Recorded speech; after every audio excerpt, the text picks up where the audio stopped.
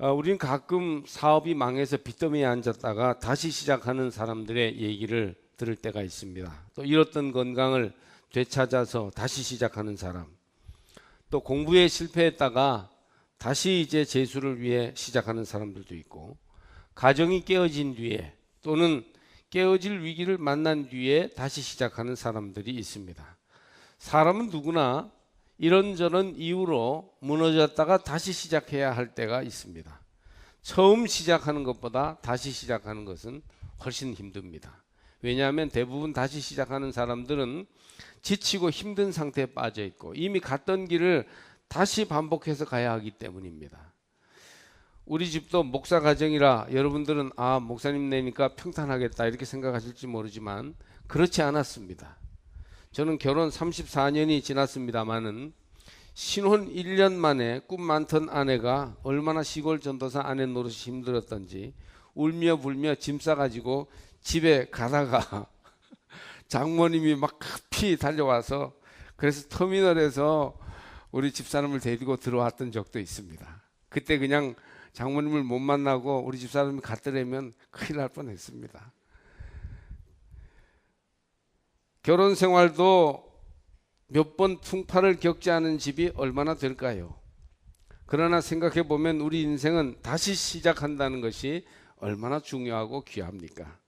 처음부터 흠없이 그대로 직진하는 인생은 얼마 없습니다. 대부분 인생을 살려면 돌아가고 거꾸로 가고 뒤집혀 가야 할 때가 있는 것이죠.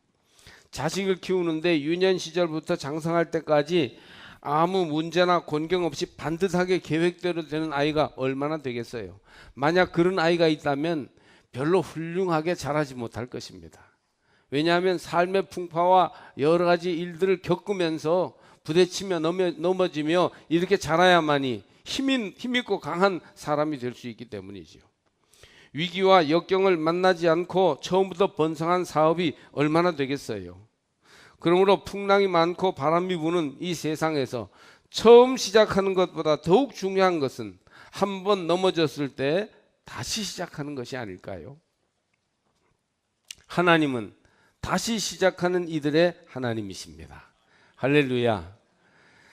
아버지의 유산을 미리 챙겨서 먼 길을 떠났던 방탕한 둘째 아들이 다 망해서 돼지 우리에서 돼지와 함께 누우면서 돼지가 먹는 먹이인 쥐염 열매로 배를 채울 형편이 되어서 도저히 여기서 내가 살 수 없다, 줄여 죽겠다. 그래서 터덜터덜 할 수 없이 아버지께로 돌아왔을 때 어땠습니까?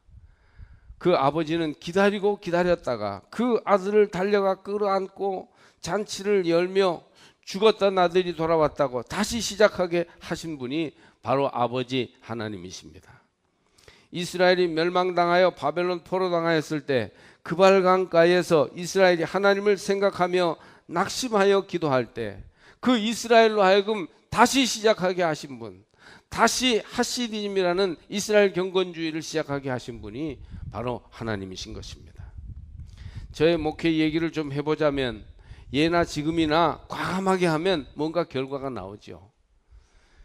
겨울 학교를 청년 시절에 운영했던 적이 있는데 지역사회에서 큰 파문을 일으켰어요.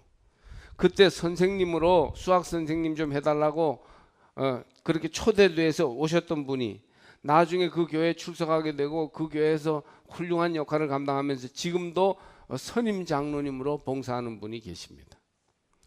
전도사 첫 해에 이제 그 지역사회에서 동요 부르기 대회를 했어요. 그리고는 아주 그 당시로선 파격적인 선물을 이제 꽤 여러 사람의 도움을 받아서 사발시계를 비롯해서 파격적인 선물을 내걸었는데 이웃교회 김한구 목사님이라고 후에 이제 감독 되신 분이 심사위원으로 왔고 다른 마을 아이들까지 다 와서 경쟁했어요.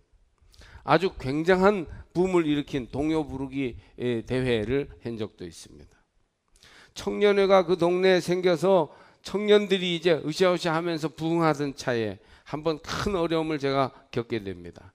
마을 청년 남녀가 교회 오가며 정들어 사귀다가 이제 그것이 어느 선을 넘어서면서 집안과 마을에 큰 문제가 됐어요. 그때만 해도 80년대 초라 그 일이 전체 마을에 문제가 되었던 것입니다.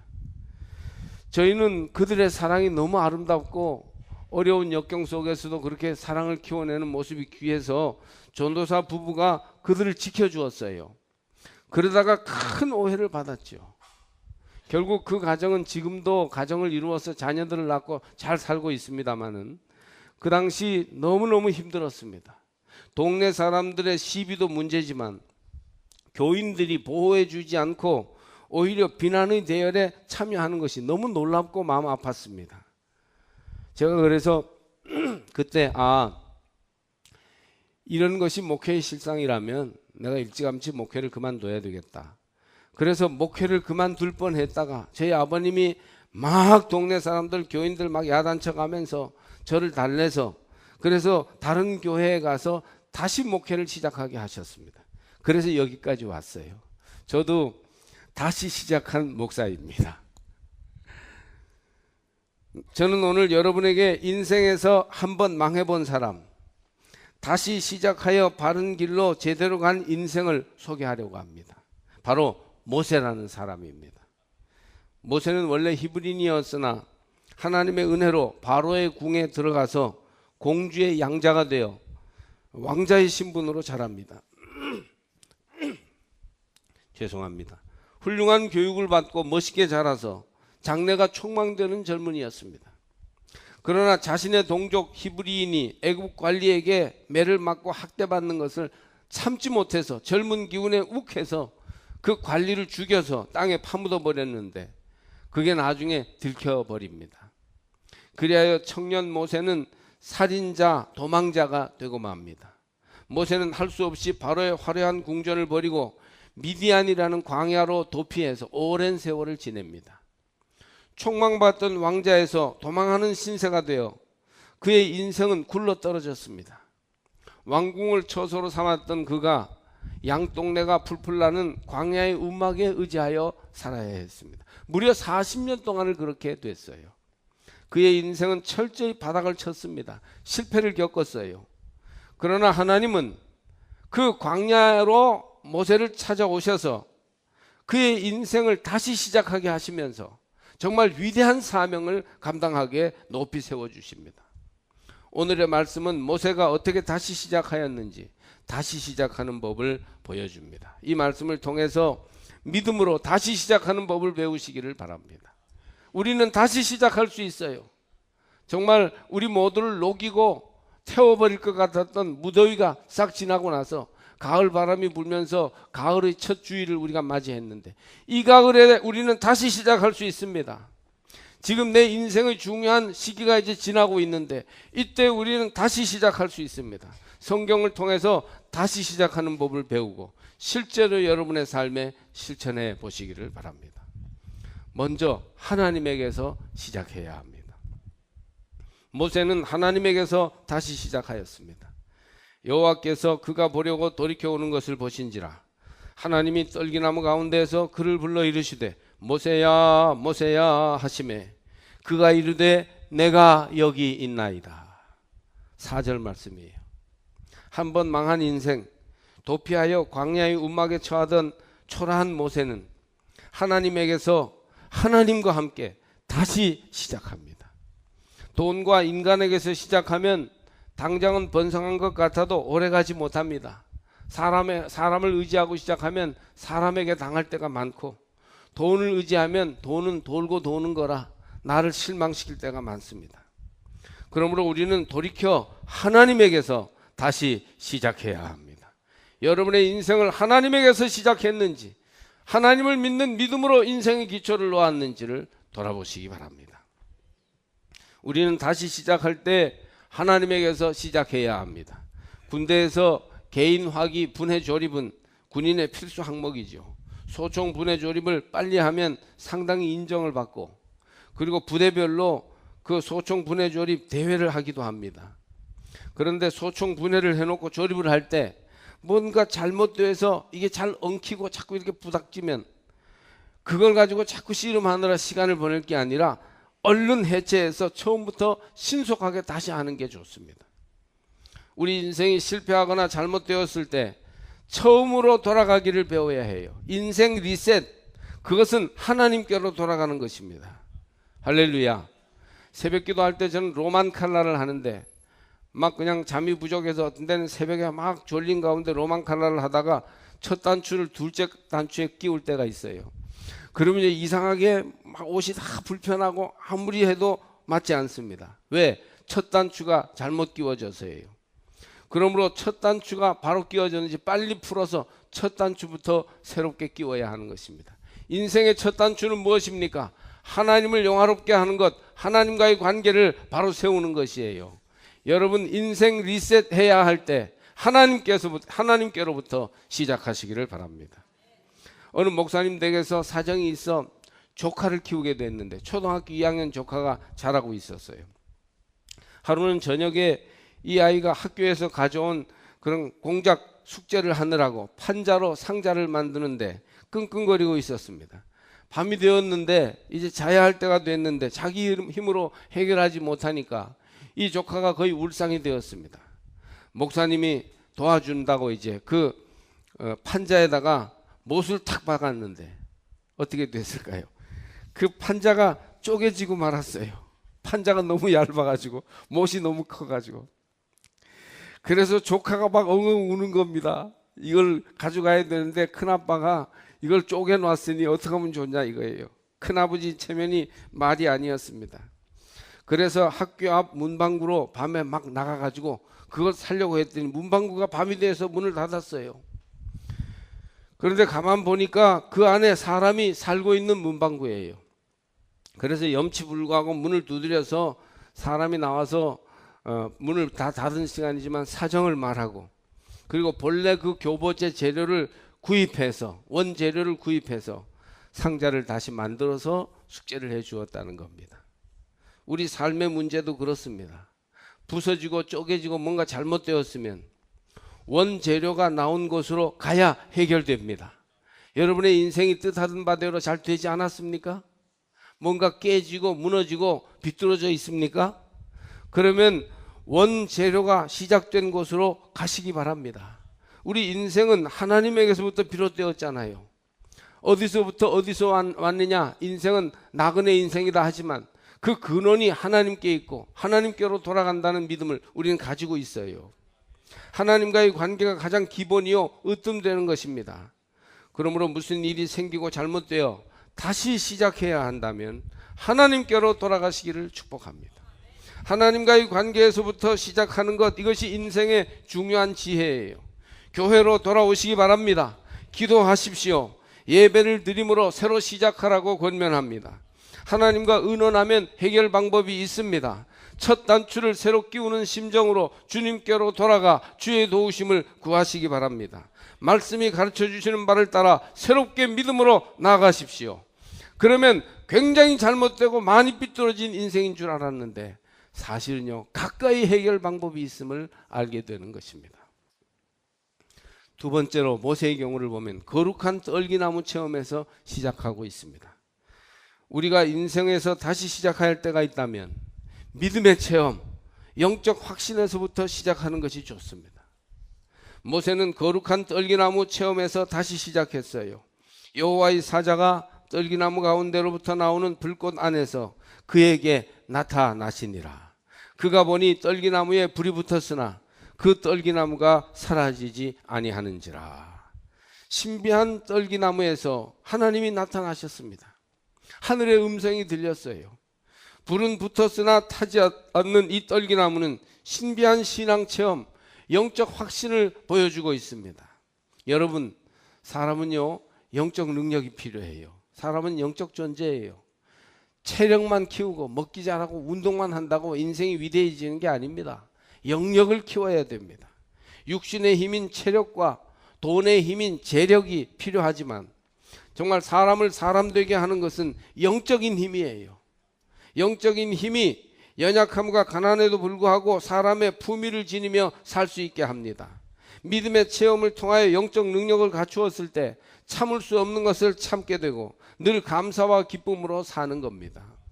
영역이 있을 때 선한 믿음의 열매를 맺으며 살게 되는 겁니다. 이 영적 능력은 좋은 인간관계로도 펼쳐져 나가서 우리의 삶을 외롭지 않게 만드는 힘이 됩니다. 바로 떨기나무 체험과 같은 믿음의 체험을 통해서 영적인 확신을 가질 때, 감동과 확신과 능력이 내 삶에 있게 될 때, 그때 그 영역이 발견되고 더 강해지는 그런 역사가 나타나게 될 것입니다. 모세가 양떼를 광야 서쪽으로 인도하였을 때 그가 떨기나무 불꽃에 임재하시는 하나님을 만나 뵙습니다. 여호와의 사자가 떨기나무 가운데로 나오는 불꽃 안에서 그에게 나타나시니라. 그가 보니 떨기나무에 불이 붙었으나 그 떨기나무가 사라지지 아니하는지라. 광야에 있는 나무에 불이 붙는 것도 흔한 현상은 아니지만 있을 수 있는 일이지요. 나무끼리 메마른 나무가 부딪혀서 그래서 불꽃이 튀는 경우도 있으니까요. 그런데 불꽃이 일어나는데 나무가 제가 되지 않고 그냥 있는 겁니다. 신비한 현상, 초월적 역사예요. 때로는 우리의 어떤 삶의 한계를 넘어서는 하나님의 개입과 도우심을 우리는 경험해야 한다는 것입니다. 여기에서 광야 서쪽은 집에서 멀리 떨어진 장소를 의미합니다.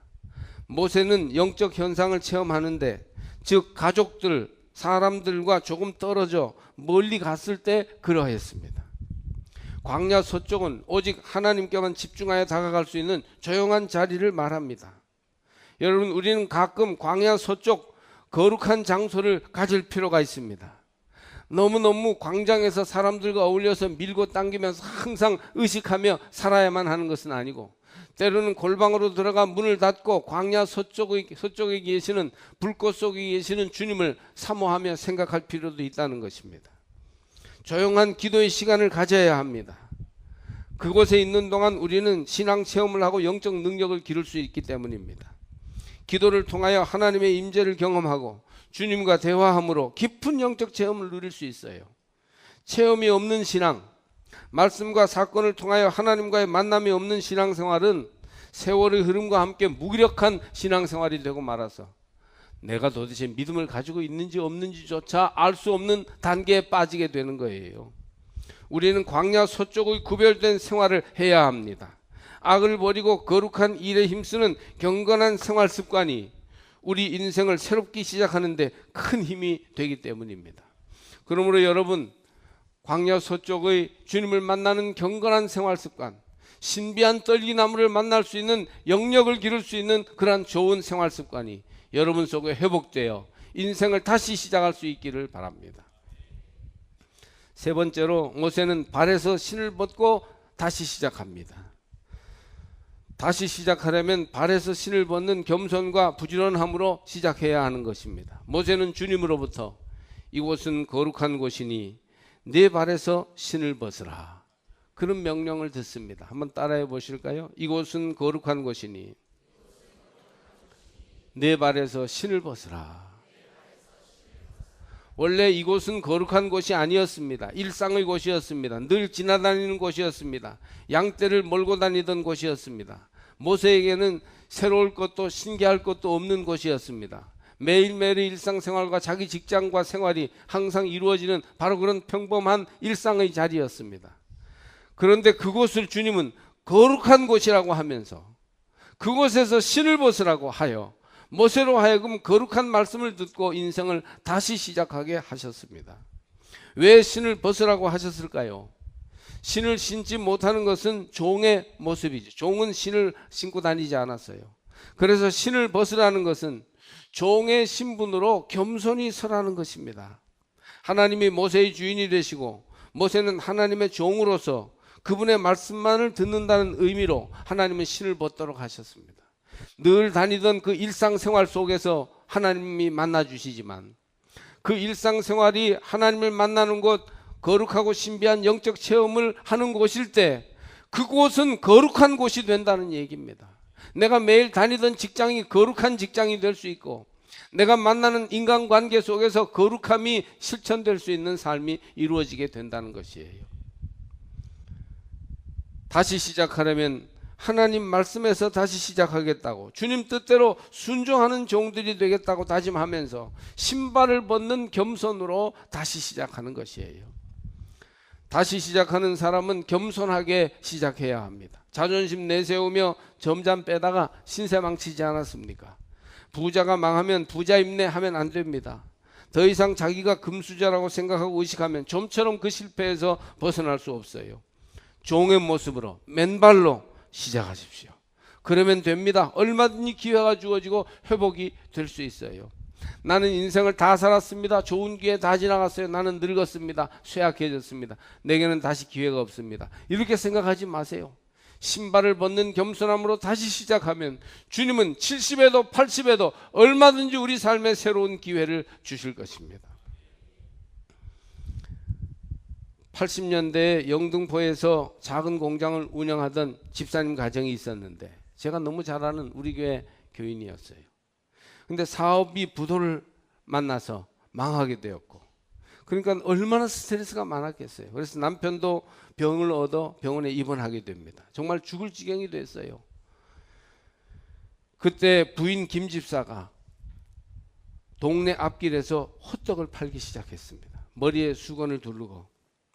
그래도 직원 몇 명을 두고 사장이라고 그럴듯하게 자가용 끌고 다니던 사람이 서울 외곽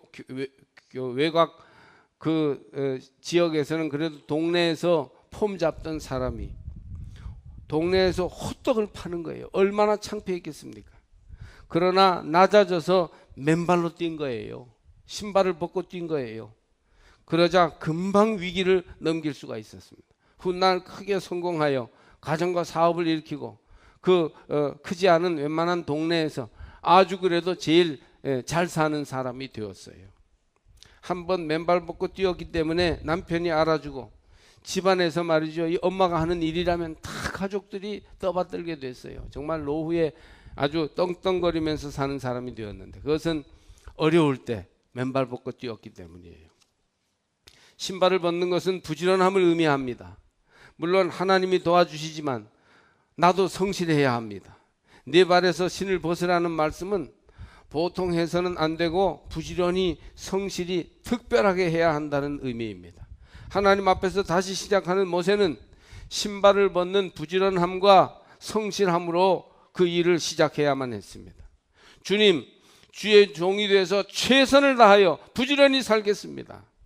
사업을 해도 열심히, 공부를 해도 열심히, 가정생활을 해도 최선을 다하여 인간관계 하나하나에 성의를 기울이면서 그렇게 하시기를 바랍니다. 새학기가 되면서 제가 부교역자님들에게 교회학교 자기 부서 부흥을 위해서 좀 무언가 특별한 각오를 하고 하라고 제가 자꾸 책을 했습니다. 그래서 부서마다 계획을 세워왔기에 제가 보면서 선생님들이 먼저 전화 신방하고 아이들 찾아다니고 몇 명씩 작정하여 앞서서 전도하게 하셔야 한다고, 아이들한테 맡겨두고 선생님은 뒤에서 느슨하게 따라가지 말고 앞장서서 선생님들이 먼저 전도해라고, 그렇게 꼭 이르라고 얘기했어요. 그리고 부목사님, 전도사님들도 직접 나가서 전도하고 전화하고 사람 만나고 아이들 만나고 전도지 나누어지고 이렇게 해서 교인 가정들 자녀들 신방하라고 제가 재촉했어요. 우리 교회 교인 가정에 자녀 손자인들 다 파악해가지고 다 일일이 전화하고 무슨 일이 있는지 그들의 영혼은 어떠한지를 물어봐야 된다고 그렇게 말했어요. 맨발 벗고 뛰어야 하는 것입니다. 교회의 위기를 멀찌감치 객관적으로 얘기하고 있을 게 아니라 우리가 나서서 하나님의 뜻을 담대하게 실천하는 믿음의 실천자들이 돼야 할 줄 믿습니다. 작은 일에 열심을 내야 합니다. 다시 시작하려면. 큰일, 난나는 일은 조금 열심히 하면서 작은 일, 표 안 나는 일은 소홀히 하면 여선교회, 남선교회도 절대 부흥할 수 없고 우리가 맡은 하나님의 일 또는 우리가 하고 있는 일상생활의 모든 생업도 제대로 세워갈 수 없는 것이에요. 내 일, 지금 하는 일에 열심 내야 합니다. 사람들은 대체로 남의 일에 참견하느라고 자기 일은 잘 못해요. 남이 무슨 장사할 때는 이러니 저러니 막 말하면서 자기가 장사하는 거 보면요, 그것만도 못하게 하는 거예요. 여러분이 지금 하는 일을 소중하게 여기고 거기에 열정과 지혜를 쏟아 부으시기를 바랍니다. 아니, 나는 지금 하는 일이 만족스럽지 않아요. 내 이상의 한과는 너무 달라요. 이렇게 생각하면서 지금 최선을 다하지 않는다면 여러분은 인생의 기회를 끝까지 얻을 수가 없을 것이에요. 지금 일에 최선을 다해야 다시 시작하여 넘어진 인생을 바르게 세워 회복과 부흥의 계절이 다시 오게 할 수 있을 줄 믿습니다. 유재천 씨라고 있었어요. 유진전자의 대표이며 장로이신 분입니다.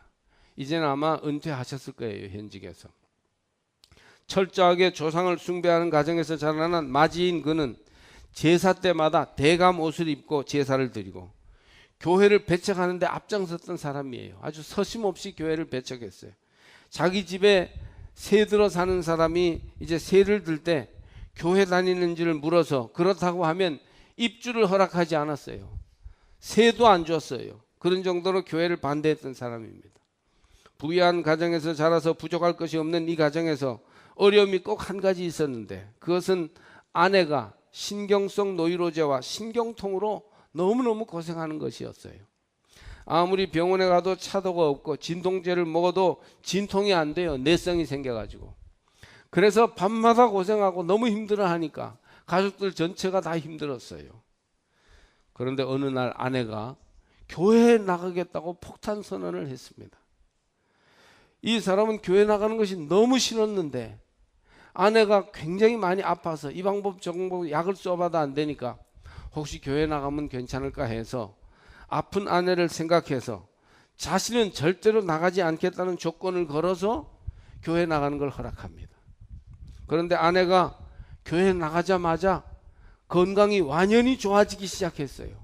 이 아내는 하나님을 믿어야 되는 사람, 영적인 문제가 바로 해결돼야 하는 사람이었는데 교회 나가자마자 하나님과의 관계에서부터 해결되고 모든 문제가 해결되니까 병이 나은 거예요. 아내는 노이로제 환자인데 머리가 비상해서 전화번호 100개 정도는 외울 수 있는 그런 여자였습니다. 그래서 주일 예배를 드리고 돌아오면 목사님 설교를 기억해서 남편에게 대지 1, 2, 3 다 외워가지고 전해주곤 했습니다. 그러다 보니까 이 남편이 교회를 엄청나게 반대했는데 마음이 조금 열리게 됐습니다. 드디어 어느 주일이 돼서 벼르다가 아내가 남편에게 권유하니 남편은 아내가 신경통으로 또 노이로제로 이렇게 힘들어하다가 나으니까 아내를 따라 교회에 나갑니다.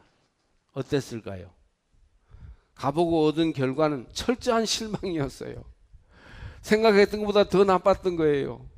그래서 교회 한번 나가고는 다시 안 나가겠다고 그렇게 마음을 먹게 됐습니다. 그래서 반대까지 했어요. 이제 아내까지 나가는 걸 반대했어요. 그러자 아내가 궁리하다 못해 함께 그러면 기도원 가는 것은 어떻겠느냐.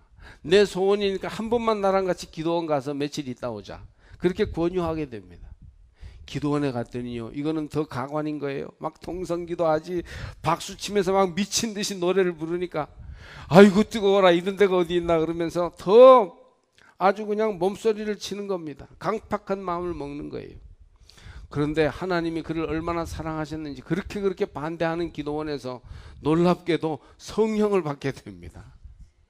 그래서 이 강팍한 유재천 씨가 완전히 하나님께 굴복하게 되는 역사가 나타나게 돼요. 그래서 그리스도를 영접하는 축복을 누리게 됩니다.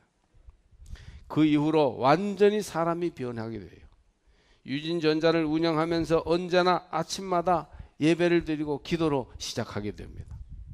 어려울 때면 집에서 기도하고, 그것도 성에 차지 않으면 기도원에 가서 특별 기도를 하는데, 기도원에 가서 기도하고 회사에 전화를 걸면 격리 직원이 사장님 어느 회사에서 외상대금을 직접 가지고 왔어요.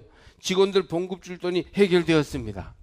이런 대답을 받은 것이 수도 없게 되었어요. 그가 얼마나 아주 강팍한 마음을 녹여서 하나님 앞으로 돌아왔는지를 하나님이 아시고 각별하게 강력하게 역사하시고 도와주시는 거예요. 그래서 그 회사가 아주 커지게 되었고 동남아에 많은 지회사를 가진 기업으로 축복을 누렸습니다. 할렐루야. 여러분, 살다 보면요, 인생이 난파 직전으로 갈 때가 있어요. 실패와 좌절의 늪에서 허덕일 때가 있습니다. 최선을 다해도 안 될 때가 있어요. 가정은 깨지고 건강은 위험할 때가 옵니다. 그때 어떻게 시작해야 될까요? 어디서부터 해결해야 될까요? 하나님께로 돌아와 하나님께로부터 시작하시기를 바랍니다.